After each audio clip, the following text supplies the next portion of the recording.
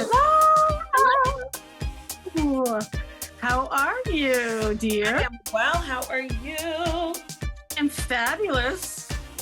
You do. You look good. I like it. Thank you. Thank you. How are you doing? I am well. My apologies. I had a client who's in a bit of a crisis. Oh, aren't we all on a bit of a crisis? Yes. I can't always rush because I got to make sure folks are okay. Yes, I totally understand. How are you feeling? Listen, something has happened because you look way different, sis, than from last week. Really? You do? Well, that's funny to say that because I'm completely hiding it. Are you really? Yes, I am totally faking the funk, but I'm glad you think that energy is good. Yeah, I don't know. Are you really faking it though? Well, I don't know. Well, maybe you feel the shift, but I still feel like shit, but it's a shift. Yeah, I mean, you could be shifting in the shit, and I'm Yeah. like wherever you're going or whatever your internal intention is having more of a reflection outwardly than whatever funk you may be feeling. Yeah, it's kind of like going through the shit, but there's definitely like a shift in my internal, but like outwardly I still feel like shit, but like there's a shift internal. Yeah. You know? I believe it. Yeah.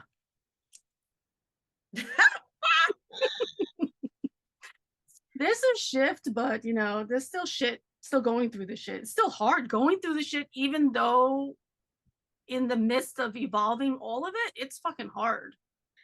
Listen, I know. It's hard. Trust me. I know. But I'm telling you, you're doing a great job. Whatever you're doing. Mm-hmm. Whatever you're doing. Yeah. Or Saturday or daily. Or daily. Look at you. You stay trying to get that daily in there, don't you? Listen, I mean, you got words and wisdoms, and I know you got them every morning. I know that things come to you after meditation, or things come to you when you wake up. So I feel like it's like even like a radio show where you just come on and say a couple words. Like, I know you do. Well, maybe I will. I know you do because you get up early and you got words that you're thinking of. So I feel like it needs to be a daily little, hey, so this is my morning. My morning wisdom. My morning wisdom. I know you got it. So you got to give it to the people. Oh, look at you. Pulling it out. Whatever I see, I just try to tell you, take it out from you. I know. Yeah. I know. I appreciate you, sis. Have a great week, everyone. I love it. The new Oprah. It's the new Oprah that's coming out. Oh, I'll take it. You're the new Oprah. I said it. I was thinking this the other day. I'm like, you're the new Oprah. It's coming. It's going to blow up. And I love it. Oh, listen, I'm grateful to be of service. And however that looks, I will continue to do it. Yep. So I love it. Have a great day. See you next week. My friend. Bye. Welcome to the Art and Hustle Gallery Conversation / a dope chick's journey. I love it. Welcome back. I love it. Welcome back to our weekly tea, basically, right? What is happening today? I don't know. Like, what have we been up to? Well, have you been catching the lives that I do on IG on Saturday morning? At least some of them. Yes, I did catch some of them, and I catched last week's, which I really appreciated because we had our conversation Wednesday. And it completely resonated to my journey as well of letting people go and realizing your patterns. Oh, that was my favorite part of that conversation. Yeah. That was, and I got a few text messages and a few people messaged me and DM'd me, and they were like, that pattern piece was huge. I literally just got off the phone with a client, and that's what we were talking about. They're like, the patterns that we create inside of relationship that we don't even realize we're contributing to it. And it is no longer like good anymore. And when it's no longer good or feels good to us, how turmoil is like created inside of relationship with someone. Yeah. And we think the turmoil is the other person. Yeah. And what I love is that you're going through stuff too. Yeah, why wouldn't I? I know, but I love it because like you're going through your stuff and then you share your vulnerability with us. You know what I mean? Like that's the lesson. I don't want to listen to anybody who can't give me some honest, real time, practical strategies. This issue's hard. I know it because I went through it and this is what I did. And sometimes it worked and sometimes it didn't. Yeah. For me, that practical application of spiritual law is a necessity. I know. And that's what makes us connect to you so much more deeply because you're sharing your process and your stories, not just preaching of like the ministry of it. Okay, here's what you guys should be doing. But if you don't actually bring us into your world of your like struggles also, you know, like I feel like it doesn't work as well. And that's why I feel like it resonates to the people so much more. Oh yeah, I agree. And I find people who are vulnerable to share their journey, it resonates with me a bit more, right? Because I can connect to it. I can't connect to someone being professorial. Yeah. I can't connect to someone teaching from up here around this is what you should do. Yeah. As opposed to this is what we should do. Yeah. And this is what I have done that will create just a more beautiful, loving experience. Yeah. You know what I mean? Yeah, totally. Yeah. So I think when we are vulnerable and we're not talking from this high, lofty, I'm better than, I don't know. I don't want to hear anybody talk like that. Yeah, exactly. And that's what I think you also accepting your path of like, you know, you said like you had an issue before being like a preacher's kid and you didn't want to do that. You didn't want that vision of how it looked the old school way. Nope. Right. I did not. So now you're paving your own way and it's, yeah. You know, yeah. Connecting to people more. Well, what's going on with the book? What's going on with the book? It's the same thing as I said before, where I'm going to rewrite them like poetry. And I spoke to my friend and I realized like my story part of the poetry, it doesn't even have to be extensive. It's going to be little clips of the whole story. And just like you'll see little clips of quotes, you'll see a little clip of the story and then it's going to move on. And then this will just be first part of the book of my story. And then eventually I'll do another one, you know? And it's funny, like I have 3 blank books that I use like as decoration in my living room. Yeah. It's called Hope, Faith, and Trust. Oh. So I think it's going to be like, the first part will be a series of 3, Hope, Faith, and Trust. And the first one has to be hope. I love it. Because that's where, you know, my journey started, where I had hope. I always had hope that. You did say that. Yeah, it can't, like I always knew just this can't be my life. This can't be it. There has to be more. And it's me telling the story so I can help somebody else. Like, I don't want to hold on to this story. There was something beautiful. Oh my God, I wanted to talk to you about this real quick because I know you have to leave in 10 minutes. Did you watch Netflix, The Woman King? Oh yeah, I saw it in the movie theater. Oh my God, I just watched it literally, I think this weekend. And there was a line that I'm going to read to you that just completely hit home to me. Where I was like, this is it. This is where it hit home and gave me the words that I need, because like I'm always looking for quotes and words that help how I'm feeling. Yes. You know? So I'm going to read the part that I wrote down because it was just phenomenal and just connected to me completely. So the Woman King, where is it? The Woman King. In the dream, the beast that I am so frightened of, it is me. It's the girl who was silenced. It's those shackles by those men. I've hidden her away. I have denied her pain. I'm going to hear her now. Ooh. That's it. You know, this is why I'm doing what I'm doing. That is a beautiful quote for like the first page of your book. Yes, yes, exactly. Like that is the essence of it. When I heard that, and there was something else that gave me clarity, or maybe it was just the whole movie. It just gave me more clarity of the book. It gave me more clarity of myself. And there was something else that I read or whatever, but it just gave me more clarity of I'm the person that I hate. It's like I hated my dad, or I was upset with my mom or whatever. It's myself that I hate, because having that type of experience, you feel disgusting. You feel gross. You feel like anytime you tell this story, you see the repulsiveness of other people's face because you feel repulsed. So when you tell the story to somebody else, because that's not a story you want to tell people, you know, like how would you? And so you feel the repulsiveness of other people's faces. So then you feel disgusting as well. But like I've gone through this journey and realized, like, I'm going to tell this story and I'm going to transform. I'm going to transform that pain into my passion and my purpose. Oh. So I'm changing all of that. I'm going to tell you the narrative. I'm going to tell you the story, but that shit's all going to change, because the purpose of it is to give you light, give you, power to be able to overcome whatever issues that anybody has going through this process. So that is it. I'm giving her a voice, letting her be heard, and it's the hope. Oh, yeah. That's, it's all about the patterns. Like, we could come back to that, even just the ability to see your pattern, right? To see, wow, look at all of this that has transpired, right? And I now have the ability to change that narrative, to change that story. I can't change what happened.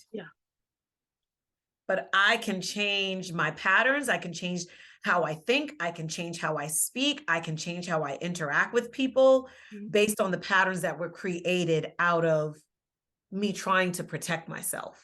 Yeah, because I'm so introspective and I see all my patterns, it was really hard to fully see it in an outside perspective and trying to change it, because I didn't really realize, like, I hated myself. Wow. You know what I mean? Like, you always, like, people always want to judge other people, and people always want, well, they did this to me, so they did this to me, so I'm going to be this way. They did this to me. But what you really hate is the mirror that it's reflecting. You hate yourself. So yeah. And I think too, just for people listening, just to create a little bit of understanding of that concept, the hate isn't the hate isn't the little girl in you hating the little girl. The hate, to some degree, or the dislike, if hate is too harsh, is the woman of the little girl, right? But what I like to say is, we always have to be careful how we assess ourselves when we were younger, because we are assessing ourselves with the knowledge and the information that we acquired after that. Like, if we really think about it, the little girl or my young self or whomever else didn't have the knowledge that we have now. They don't have any tools. They didn't have any, right? So we're basing our 40-something-year-old minds and knowledge on the impression of this young child that didn't have the wealth of information and experience that we have now. And that, to me, is just in general patterns from my life and my childhood and things that I regret. I give that young child grace. Because it's easy for me as an adult to look back and say, oh, I should have done this. I should have told my mother what the orthodontist was doing to me. I should have, but she didn't know. No. She didn't fully have her voice to be confident enough to be able to say it, because she was in fear or she was scared or whatever it was. Like, it's not the same as us now. So we judge so much of it now.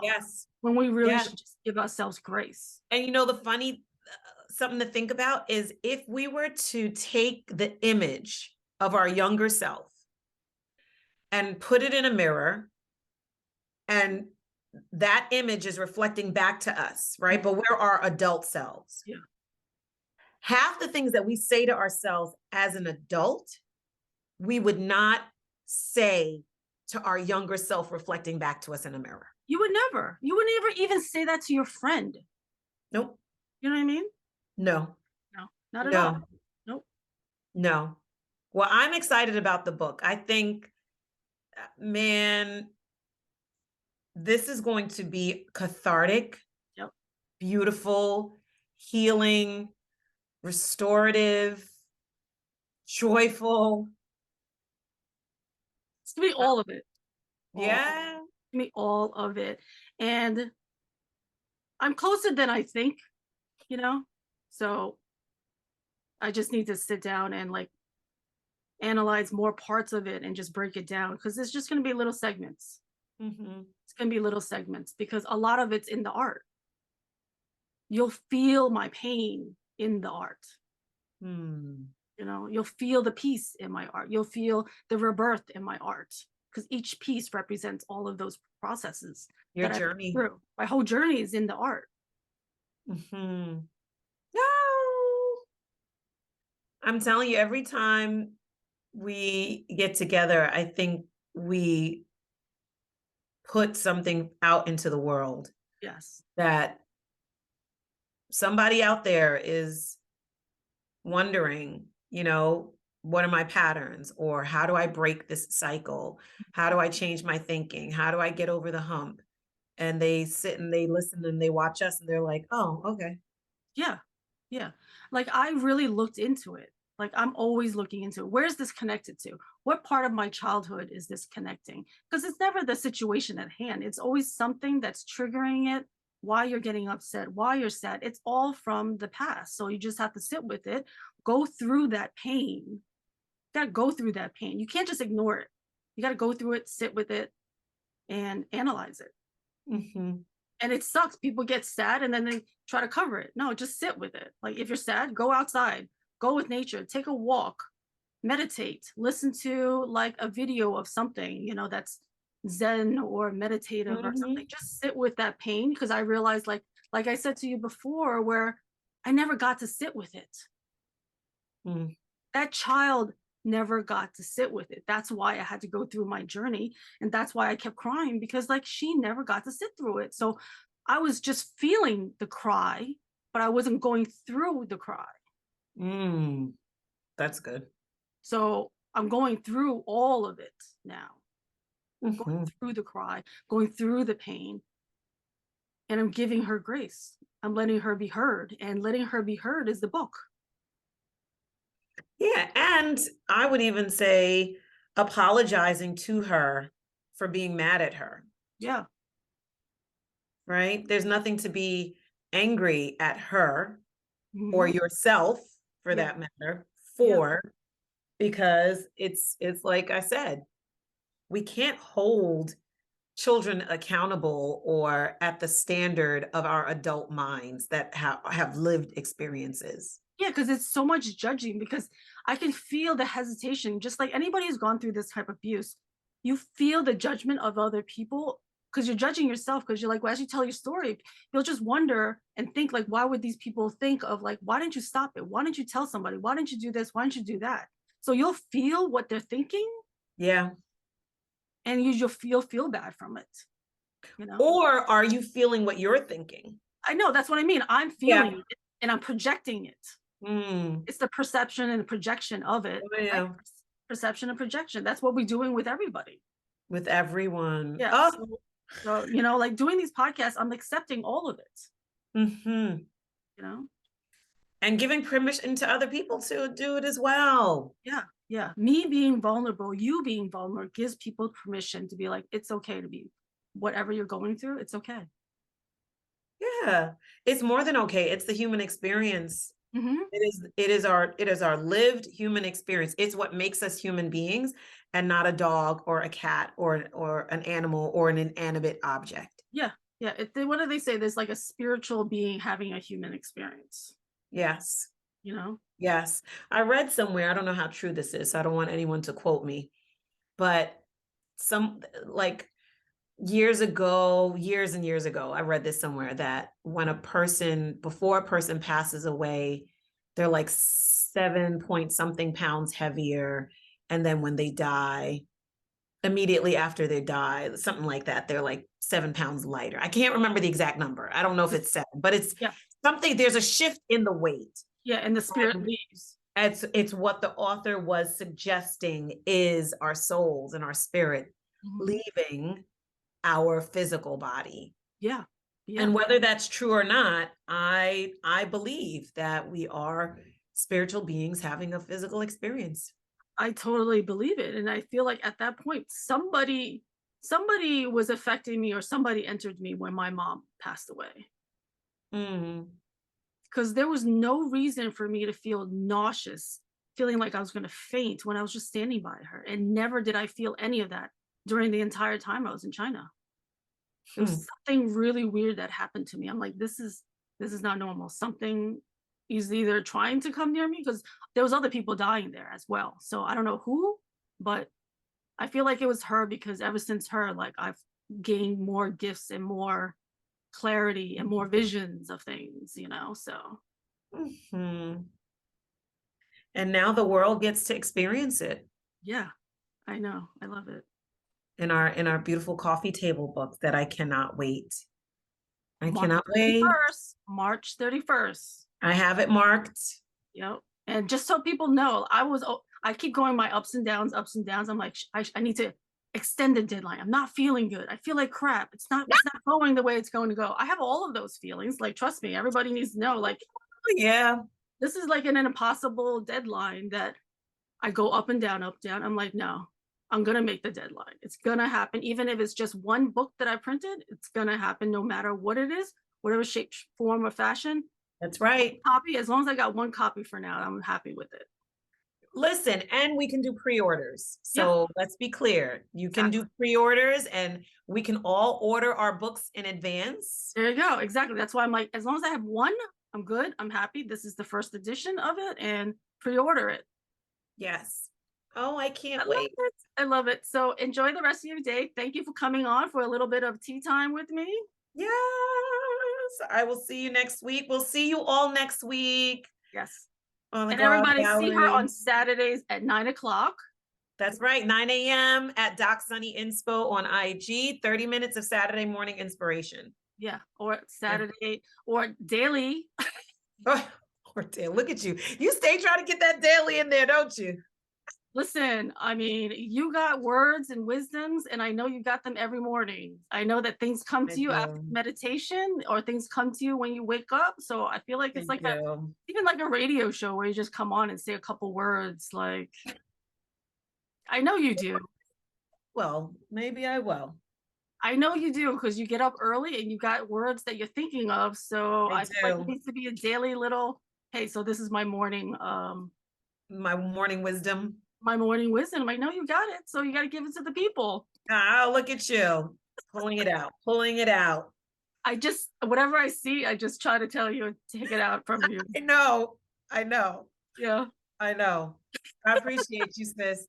Have a great week, everyone. I love it. The new Oprah. It's the new Oprah that's coming out. Oh, I'll take it. You're the new Oprah. I said it. I was thinking this the other day. I'm like, you are the new Oprah. It's coming. It's gonna blow up, and I love it.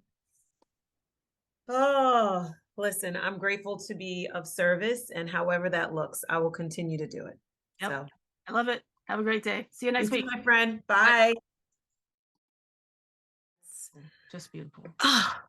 So we do what we do. You do this. I do what I do. And we come on every time. And, you know, those things, you think about those things. Oh, the numbers, who's watching, who's liking, who's commenting. Emails like that remind you it's the one. Yeah, exactly. That's it's the one. And that's all it is. And like we've said, when we come on these, like, yeah, I have goals for this podcast and I have goals for this page, but that wasn't my purpose. And that's not your vision. It wasn't. My vision was to get those stories out. Yes. And the vision and the goal are two different things. Yeah. The goal is like this tangible, specific result that I want, but the vision is the impact. Yeah. The vision is the impact. My vision for my conferences and my events are to awaken people to the godness inside of them, like to awaken? I am LindaLCheung. I am kind of a jack of all trades. I do a little bit of fashion design, graphic design. I'm a multimedia artist. I'm a single mom of 2 kids, divorced, and I'm, the founder and owner of ArtandHustle. And I've curated some art shows. Now I've gone into the podcasting world where I want to talk about the art of living. And I feel like every story will help and every story will heal. And that's how me and Sunne-Ryse got connected, where I saw you on Facebook and I was like, I love your energy. And, if you would be so kind to join me on my podcast. And this is how it's all evolved now. Now we do our weekly inspiring conversations. So I'm so happy to be here with you today. I know, we're like cross-pollinating. Yay! Yep. I mean, I love it because you have written your book and I was doing the podcast. And so since we connected, I was like, Sunne-Ryse, you got to do your podcast. I'm like, just do it. Just jump in. Right.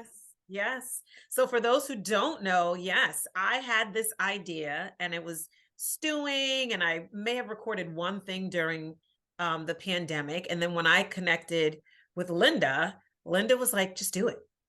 Those are her exact words. She was like, just do it. She said, stop thinking about it. Stop overthinking it. She said, just press record and just do it. And so that first episode that everyone loves with Tenora from season 1, that would have never happened had it not been for my girl, Linda. So I'm so glad that she is on my side of the podcast. Like finally getting back to me, my art. All I want to do is art. And the other thing is that I love stories. So like to me, art isn't everything. Your art is your voice, your speaking, your connection. You can feel everyone's energy. That's your art. It's the art of living to me. So art and hustle to me is the art of living and art of it and everything. I hope that you've cut that piece right there and make it your intro and your outro, because that